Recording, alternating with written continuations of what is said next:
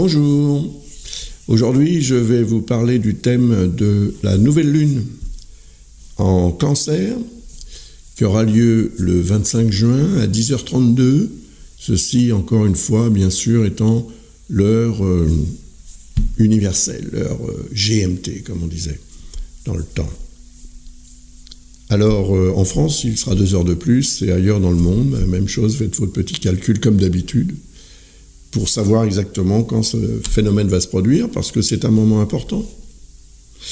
Il l'est d'autant plus que, comme vous le voyez sur cette carte du ciel, je l'ai entourée ici, cette nouvelle lune, elle est conjointe à Jupiter. Et Jupiter représente la notion d'évolution, d'expansion, de réussite, donc ça va nous donner quand même de l'énergie positive pour aller de l'avant, en lien avec ce qu'on veut réaliser dans la vie, bien évidemment. On a ici une très belle configuration qui implique la lune noire et Vesta, ce qui veut dire qu'on va certainement pouvoir faire la lumière sur quelque chose qui nous gêne, qui fait partie, disons, de ce qu'on appelle la zone d'ombre, ou les zones d'ombre, on peut en avoir plusieurs dans la vie.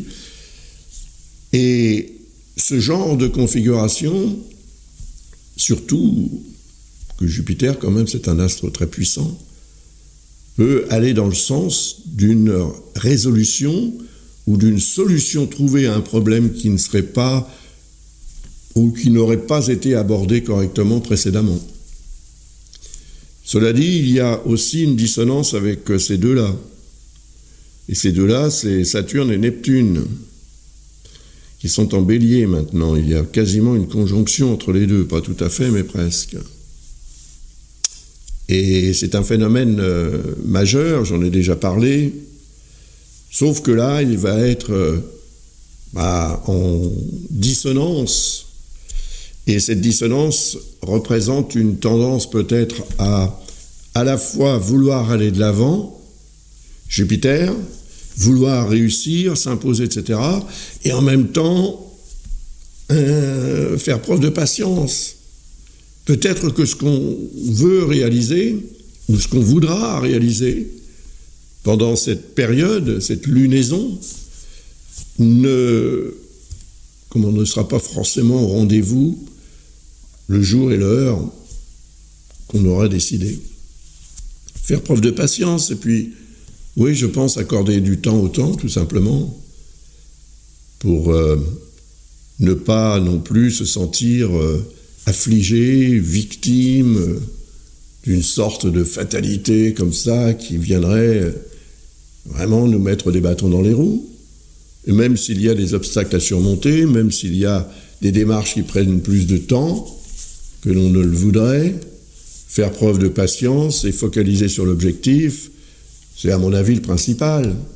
C'est ce qu'il faut réussir à faire. Sinon, on pourrait être dans une logique d'abandon. On abandonne le projet, on abandonne la situation, on devient en fait victime. C'est pas positif. Neptune est à côté, évidemment, de Saturne. Ça a du bon quand même, parce que ça veut dire que la réalité qui rejoint le rêve représenté par Neptune peut permettre quand même à certains d'entre nous une belle réussite, avec en plus des répercussions à long terme.